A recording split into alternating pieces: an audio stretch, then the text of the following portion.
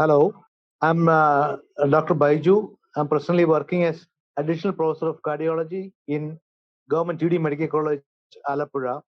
I'm interested in interventional cardiology and more towards preventive cardiology.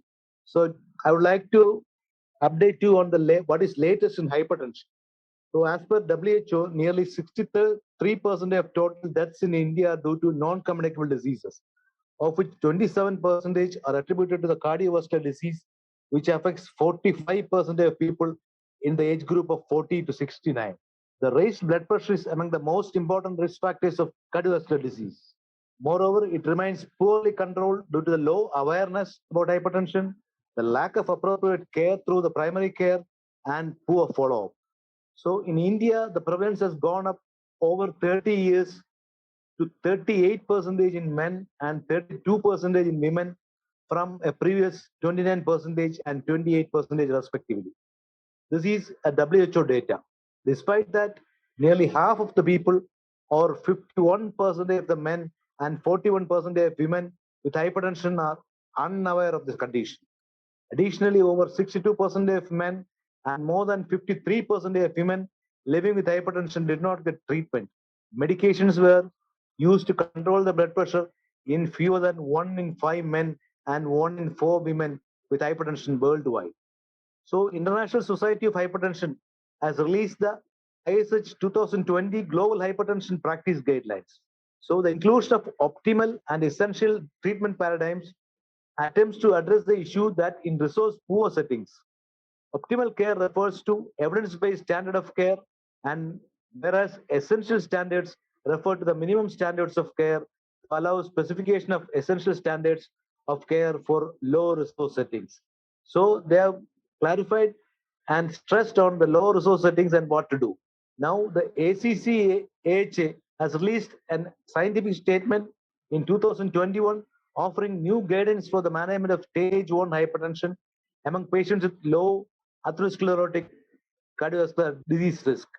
Among the low risk adults, the adults with no atherosclerotic cardiovascular disease or a 10-year cardiovascular disease risk less than 10% with stage 1 hypertension, that is a blood pressure of 130 to 139 systolic, 80 to 89 millimeters diastolic. The management starts with non-pharmacological therapy. If blood pressure remains uncontrolled at 3 to 6 months, consider starting pharmacological therapy. Another important area is acute respiratory distress syndrome. It's a potentially fatal condition involving lung damage, and experts often associate with severe COVID-19. A recent study, which appears in the Journal of American College of Cardiology, reports that metoprolol can reduce the lung inflammation and improve the respiratory function in people with COVID-19 induced ARDS. The lowering the systolic blood pressure targets down to 110 to less than 130 millimeters range substantially reduced the cardiovascular adverse events in the STEP randomized trial, affirming the sprint findings for an older Chinese population.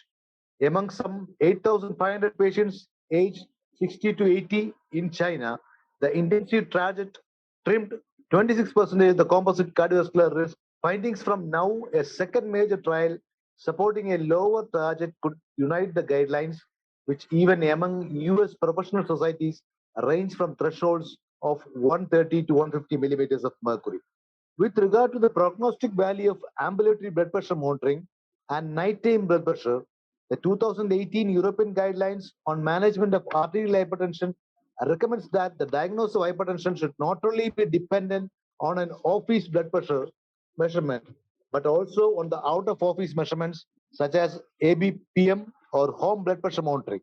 The 24-hour and nighttime blood pressure measurements were associated with greater risk of mortality and composite of cardiovascular outcome. Thus, they may be considered as the most relevant measurements for estimating the cardiovascular risk.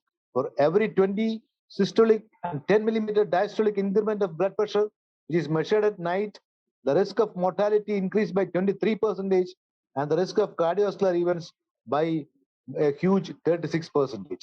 Most patients with hypertension require lifelong medical therapy to achieve the optimal BP control. The 2018 European guidelines equally recommend 5 classes of antihypertensive drugs. Considering high non-adherence to treatment, The importance of combination treatment is particularly highlighted to improve the adherence to therapy and BP control.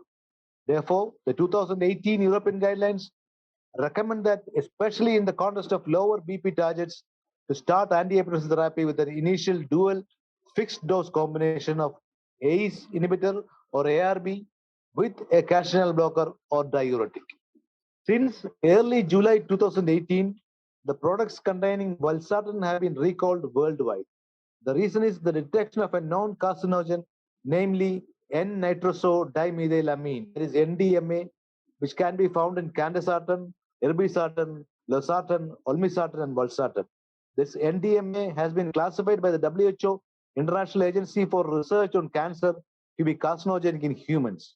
If 100,000 patients would have received NDMA contained valsartan from Shijiang, Huai, that is the manufacturing site where the highest levels of contaminants were found every day for 60 years in the highest dose, it could result in 22 additional liver cancers over the lifetime of these patients. The presence of NDMA in these drugs could lead to 8 additional cancer cases in 100,000 patients if they are taken the highest daily dose over 4 years. The valsartan recall accompanied by a significant increase in the rate of emergency department visits of around 6%.